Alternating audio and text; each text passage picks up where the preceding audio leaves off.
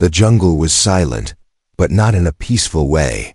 It was the kind of silence that made everything feel dangerous.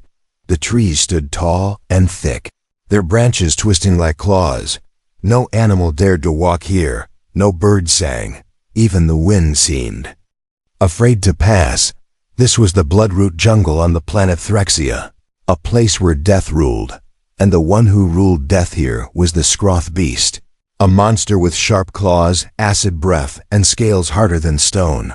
For centuries, no one ever returned from the jungle, because the Scroth always hunted anything that breathed.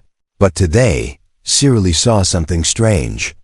She was an alien biologist, her skin pale blue and her eyes wide like moons. She stood at the jungle's edge, watching through her scanning lens.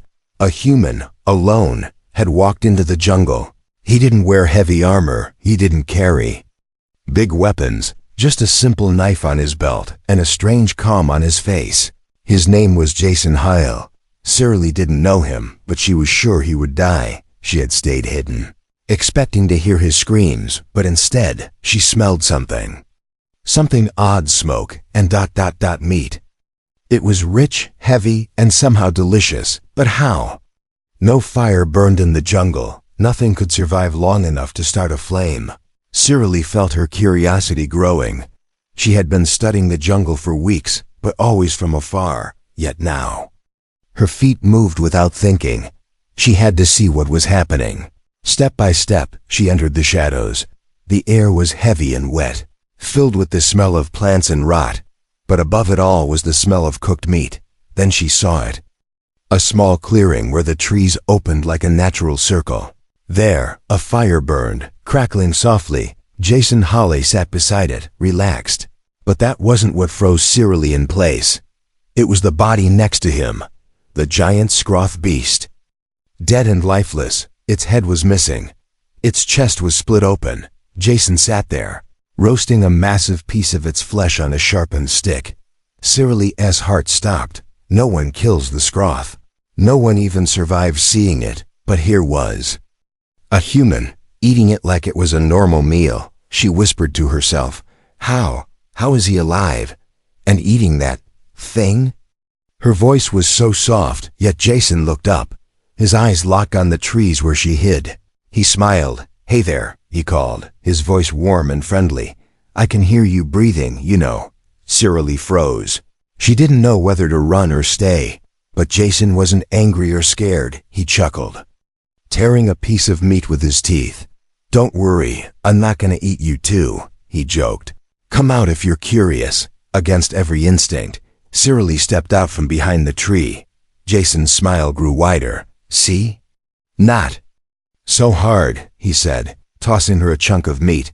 She caught it clumsily, staring at the roasted flesh in her hand. Her stomach growled. She hadn't eaten properly in days, but still, she hesitated. This is a Scroth, she said, her voice shaking. Jason nodded. Yep, good protein. He took another bite and chewed happily. Cyrilie's mind couldn't believe it. I've never seen anyone survive this jungle, let alone kill the Scroth, she said. Jason shrugged. First time for everything. She stared at the meat, sniffed it, then carefully bit into it. It was delicious, tender, smoky, and rich. Cyrilie looked at him with wide eyes. Are you even human? She asked. Jason laughed. I get that a lot. She couldn't stop staring at the Scroth's dead body. What did you use? What kind of weapon? Jason smiled mysteriously. Trade me a story, and maybe I'll tell you, he said. Cyrilie frowned. A story? Jason nodded. Tell me about yourself, your people, your world. I'm stuck here for a while anyway. Cyrilie was torn. She wanted to run back to her lab and report this, but curiosity held her still. A human killing and eating the apex predator? That was worth knowing, and deep down, a part of her wondered. If he could kill the Scroth, what else could he survive? And more importantly, what else was hiding in this deadly jungle? Cyrilie stood stiffly, unsure whether to step closer or run away. The human, Jason Hawley, didn't look like a dangerous warrior. He had messy brown hair, a short beard, and simple clothes patched with stitches, but he was sitting beside the deadliest creature on the planet, roasting its flesh like it was just a camping trip. "I won't bite," Jason chuckled. "But I can't promise the meat won't." He grinned and waved her over.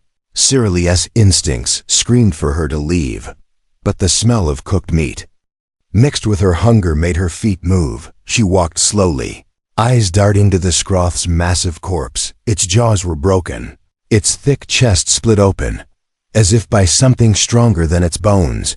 "How did you kill it?"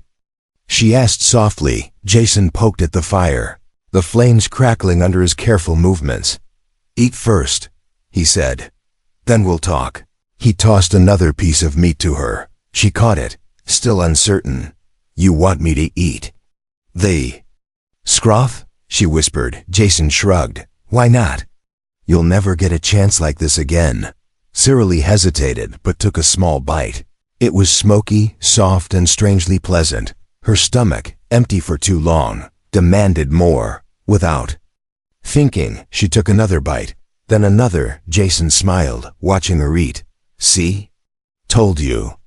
It's not bad once you get past the idea of it." Cyrily wiped her mouth, embarrassed. "I still don't understand," she said.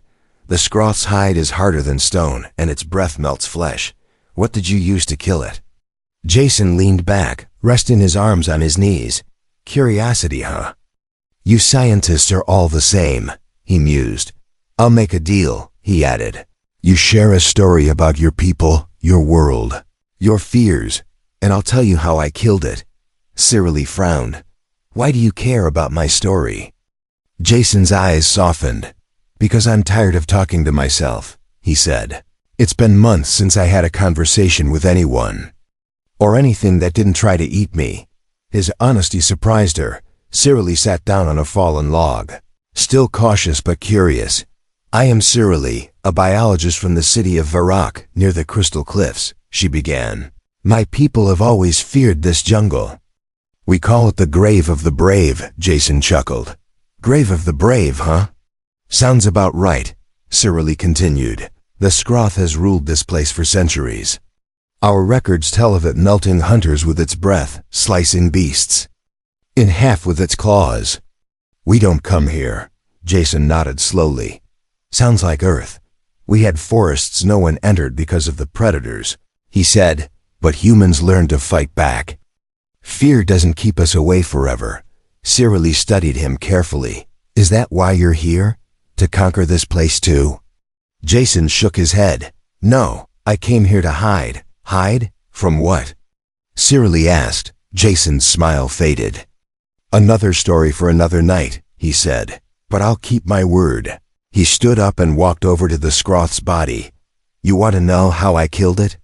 he asked. Cyrily nodded eagerly. Jason pulled out a jagged bone, long, sharp, and polished. "This," he said, "is a fang from a Skroth I fought weeks ago. The first one nearly killed me, but I learned their bone is sharp enough to cut their own hide." Cyrily's eyes widened. "You killed one before?" "Barely," Jason admitted.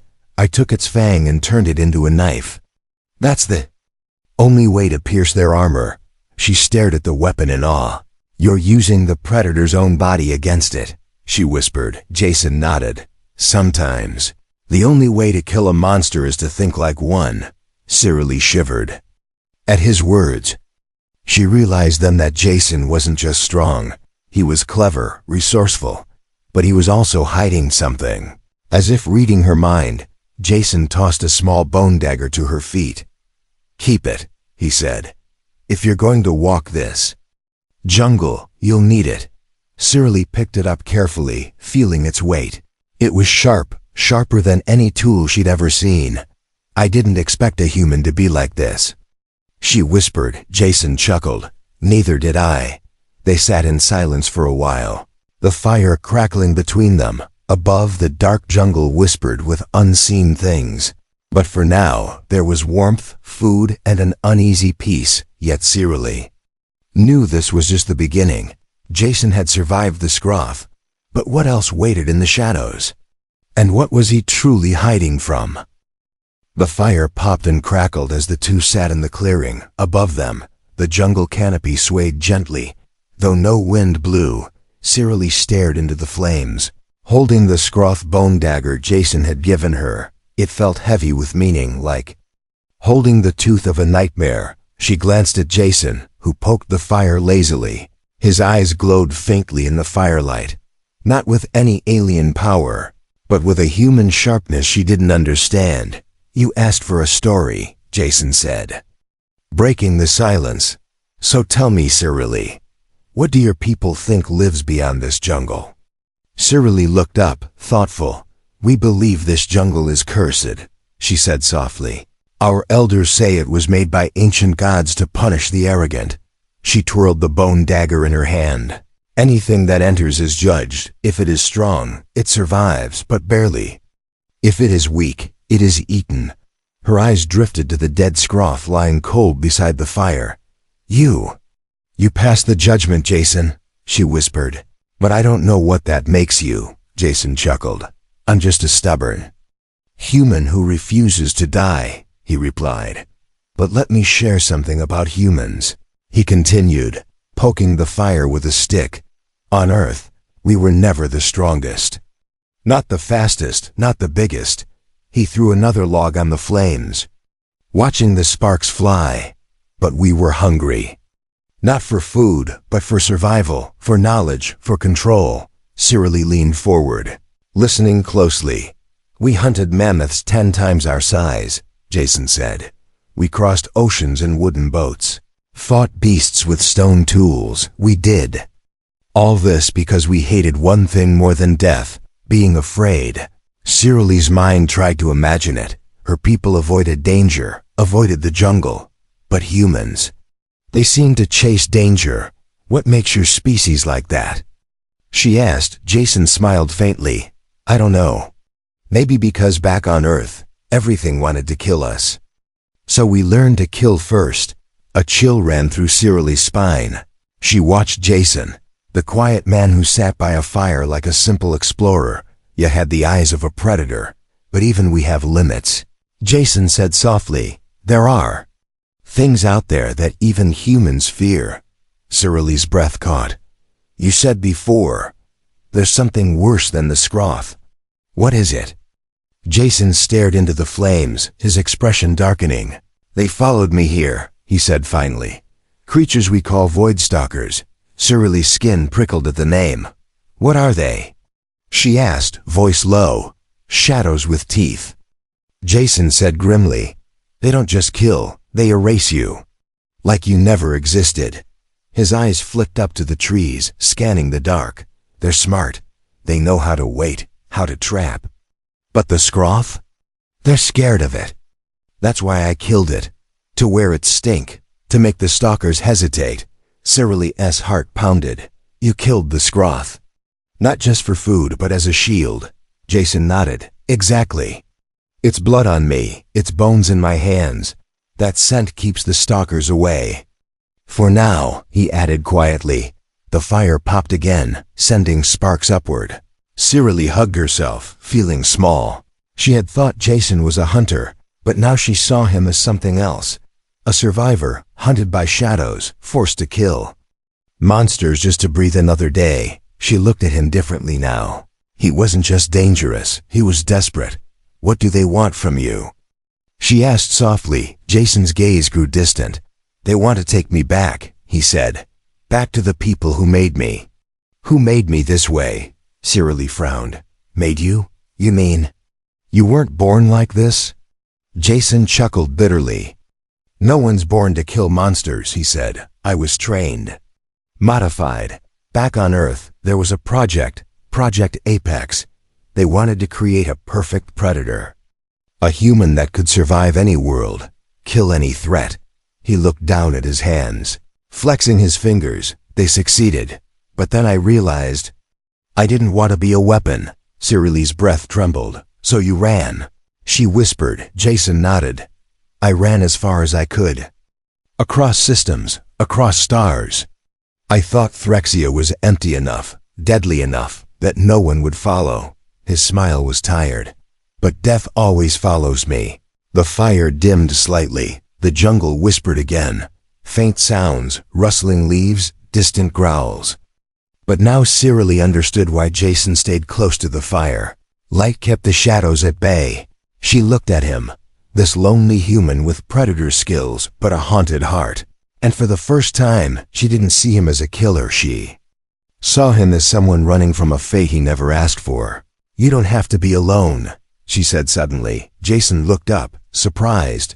Cyrilie held the bone dagger tight. "I can help you." "My people, my knowledge, we can help," Jason smiled faintly. "Maybe, but first, you need to survive the night." Above them, hidden in the trees, faint red eyes blinked once, then vanished. The night air grew colder, but the fire in the clearing burned low. Cyrilie sat close to the flames, clutching the scroth bone dagger Jason had given her. She felt safer near the human, yet her heart still raced with fear. Jason sat calmly, but his eyes never stopped watching the dark. He listened to every sound, every breath of the jungle. Cyrilie could barely hear anything, but Jason's muscles were tense. Something was coming. "They're here," Jason whispered. His voice was low, heavy with certainty.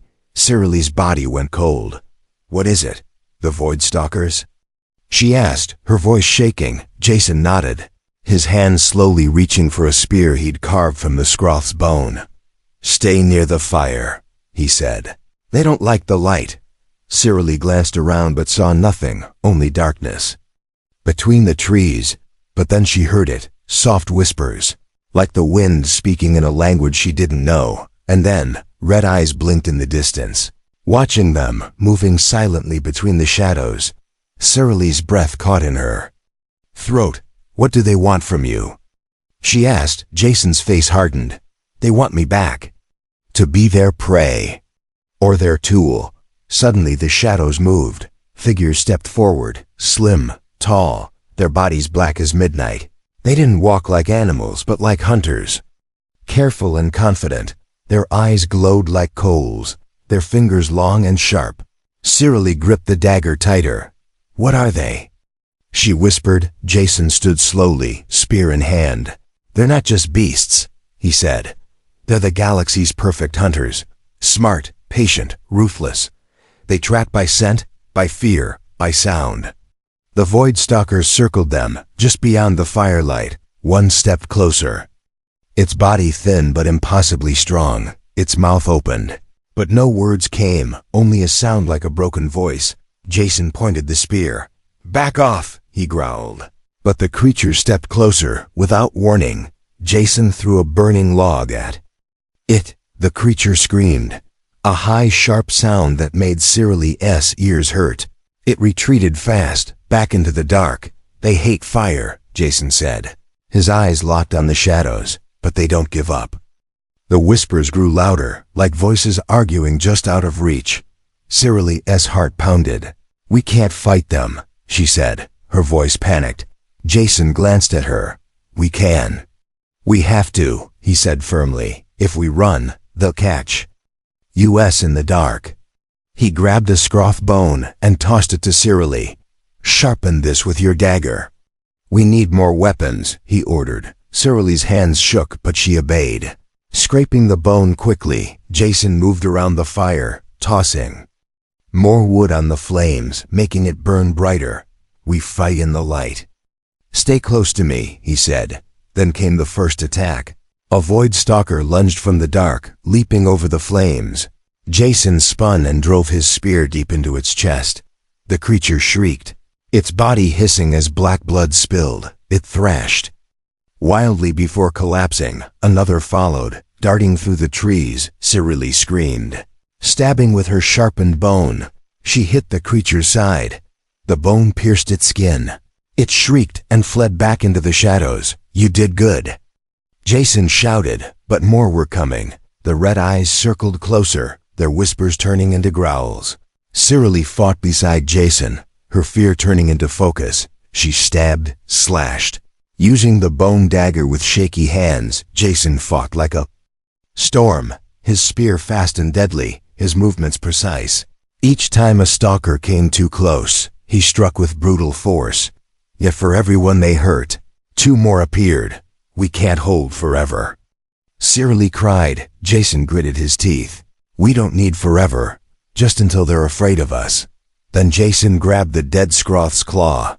Still sharp and heavy, he lit it on fire. The bone catching flame, he swung it like a burning club, the fire chasing back the stalkers. Fire is their weakness. They fear it more than us. He yelled.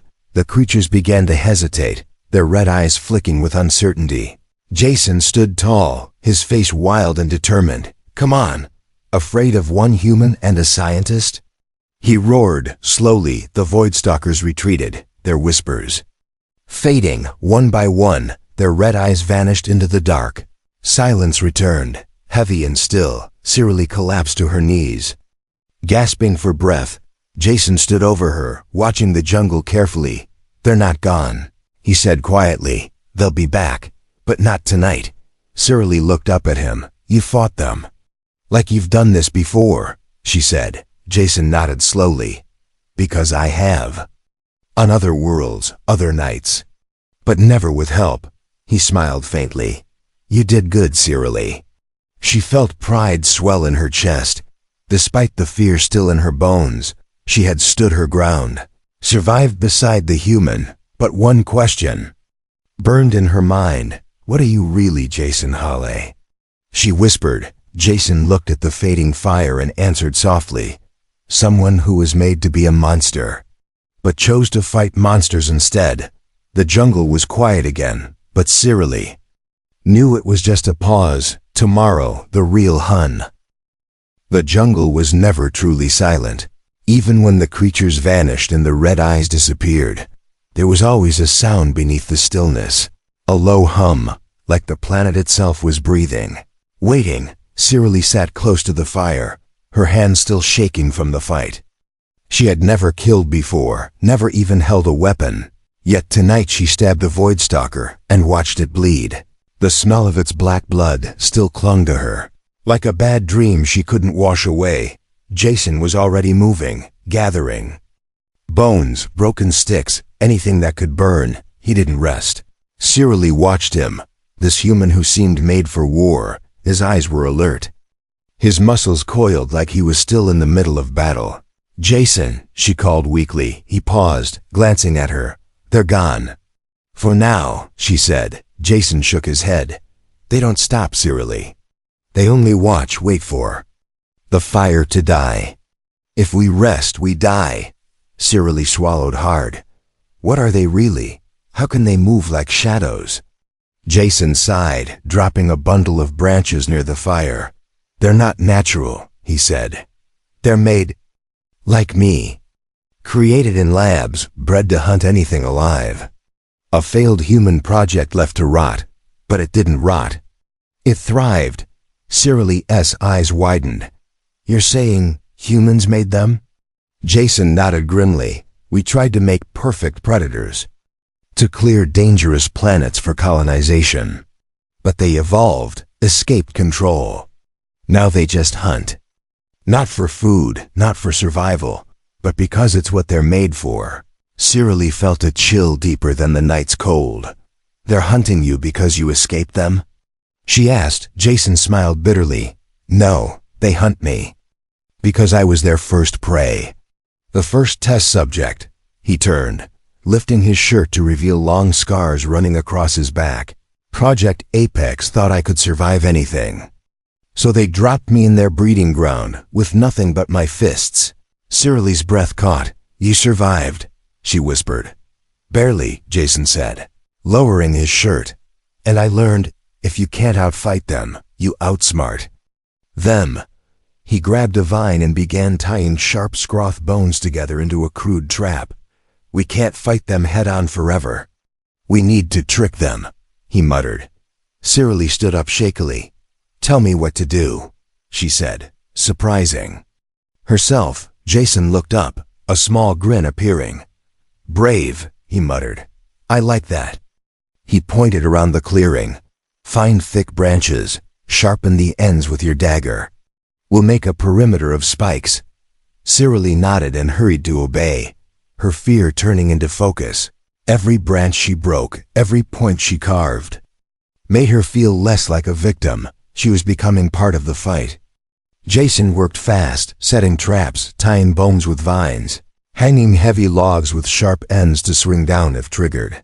"We'll make them bleed before they even touch us," he said. Cirili watched him, amazed by his skill, his determination. Hours passed. The fire burned bright, the air thick with smoke and sweat. Finally they stood back, a circle of crude defenses around them. Jason wiped his brow. "It's not perfect, but it'll slow them," he said. Suddenly, a distant howl echoed through the trees. It wasn't an animal sound, it was something worse. A signal, a warning, or a challenge. Jason's face darkened. "They're coming," he said. Jungle around them seemed to wake up, the hum growing louder, the shadows moving. Then they came, swift shapes darting between trees, eyes glowing red. The traps sprang to life. Logs swung down, bones pierced flesh. Voidstalkers shrieked in pain, some falling, but many pushing through. Jason roared, charging forward with his burning club. Cirili fought beside him, stabbing with her sharpened bone. Fear still gripped her, but something new burned inside. Rage, defiance. She wasn't going to die running. The air was filled with black blood, smoke, and the sound of snarls. Jason fought like a wild beast, his movements sharp, efficient, deadly. Cirili's arm ached, her lungs burned, but she stabbed and swung, screaming with each strike. The Voidstalkers were fast, but Jason's traps slowed them, injured them, and the fire made them hesitate. "Keep the flames alive," Jason shouted. Cirili threw more wood into the fire, keeping it blazing. Then a massive stalker appeared, larger than the rest, its eyes burning brighter. It roared, charging straight at Jason. Jason didn't back down. He drove his spear into its chest, but it didn't fall. Instead, it grabbed Jason, lifting him off the ground. "Jason!" Cirili screamed. Without thinking, she grabbed a burning branch and ran forward. She shoved the fire straight into the creature's face. It screamed, dropping Jason, its flesh sizzling. Jason gasped for breath, grabbing his spear again. Together, he and Cirili attacked, bone, fire, and rage. The beast finally collapsed, twitching. The other stalkers hesitated, then vanished back into the jungle. Silence returned, except for the crackle of the fire and Cirili's heavy breathing. Jason looked at her, bloody and exhausted. "You saved me," he said, surprised. Cirili smiled weakly. "I told you, I won't let you fight alone." Jason laughed softly, despite his wounds. "Then maybe we'll survive this cursed place." Yet, but in the darkness far beyond the clearing, more red eyes watched. And something larger than all of them was waking up. The night passed slowly, but morning never truly came in the Bloodroot jungle. The sky remained dim, a heavy mist hanging between the trees. Cirili sat near the fire, the warmth no longer enough to chase away the cold that settled inside her. Beside her, Jason slept lightly, a bone knife in one hand even while resting. She watched him, this human who fought like a monster, bled like a warrior, but smiled like someone who'd forgotten what peace was. She didn't understand him. He had killed the Scroth, fought the Voidstalkers, built traps from bones, and yet he was still just a man. Tired, scarred, running. Cirili's mind was full of questions, but one burned brighter than the others. Who made him like this? When Jason stirred, Cirili moved closer. "Tell me now," she said quietly. "You promised me the truth." Jason opened his eyes slowly, his gaze meeting hers. For a long moment, he said nothing. Then he sighed, sitting up, staring into the dying fire. "I was born normal," he said softly. "Just another kid on Earth. But my world was greedy, always wanting more, always wanting control." He picked up a stick, poking the ashes absently. "One day, a group of scientists came to my colony. They promised my family a better life if I joined their program, Project Apex." Cirili listened closely. the name still heavy in her mind. They trained me to survive the worst places. Jason continued. They changed my body. Made my bones denser, my skin tougher, my reflexes faster. He chuckled bitterly. I became stronger, yes. But I lost who I was. I wasn't Jason anymore. I was just a test subject. Cyrily's heart ached. They treated you like a tool, she whispered. Jason nodded. Worse, like bait, he said. They dropped me on planets filled with predators not to fight, but to learn how long I could last. His eyes grew darker. And then they made the Voidstalkers. Creatures smarter, deadlier. They wanted to see if even I could survive them. He looked up at Cyrily, his expression tired. I did. But I didn't escape alone. Cyrily's eyes widened. What do you mean? Jason's jaw tightened. One of them followed me. A Voidstalker, but smarter than the others. It learned from me, watched me, copied me. His voice grew low. It's still out there, hunting, leading the others. Cyrily shivered. You created your own predator, she whispered. Jason laughed without humor. Seems that way, he said. That's why I stay moving. I kill what I can. But I know it's waiting. It knows me. It wants me dead, not for food, but for pride. Cyrily felt a strange ache in her chest. Jason wasn't just running. He was haunted. Why not just leave this planet? She asked. Jason shook his head. If I leave, it'll follow. And where I go, others die, he said. I stay. Here so no one else gets hunted. His words hung heavy in the air. Cyrily couldn't speak. She stared at him, seeing not just a human, but a man carrying a burden too heavy for any one person. Finally, she said, You don't have to do this alone. Jason looked at her sharply. You saw what they are. You'd die, he said flatly. Cyrily stood her ground. Maybe, but I can help. My people have knowledge, science, tools. If we study them, maybe we can find a weakness. Jason stared, then smiled faintly. You're stubborn, he said. Cyrily smiled back. Scientists usually are. Jason stood, stretching, his muscles stiff from days of fighting. Fine, he said. We fight together then. But understand this, when the Alpha comes, it won't stop until one of us is dead. The Alpha? Cyrily asked. Jason's eyes grew hard. The one that followed me off-world. Smarter. Stronger. It leads the others. A shadow passed over the jungle canopy. Both of them looked up. The sky darker, the air heavier. Jason picked up his spear. It's coming soon. I can feel it. Cyrily tightened her grip on the bone dagger. Then she said something that surprised even herself. Then let it come. I want to see the face of the creature that made the strongest human afraid. Jason laughed genuinely. This time, you've got fire in you, Cyrily, he said. Good. We'll need it. But far beyond the trees, a shape moved, larger than the others, its eyes not red, but glowing white. And it was watching, waiting because it remembered. Jason Hawley, and this time, it wasn't just hunting. It was coming to finish what it started.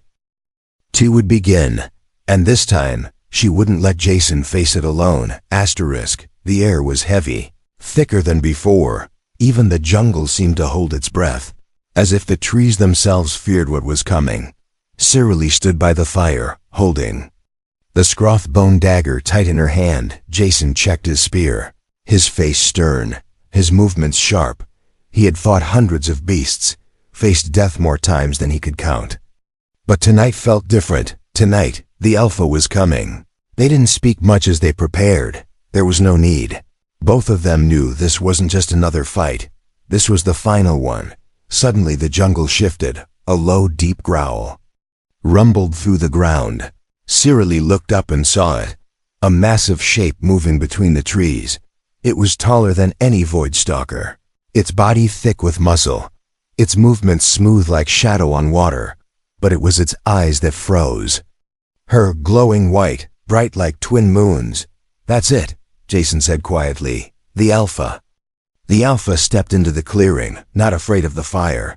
It stood on two legs, taller than Jason, its black skin like living stone. It tilted its head, watching Jason with curiosity, like a hunter studying an old rival. Then it did something Sirili did not expect. It spoke, human. It said in a deep, rough voice, "I remember you." Sirili gasped. It could talk. Jason's grip tightened on his spear. "I remember you too," he said coldly. "You still hunt me after all." This time, the Alpha smiled, a cruel, sharp grin. "You taught me pain," it growled. "No prey has ever done that. I must finish you." Jason didn't flinch.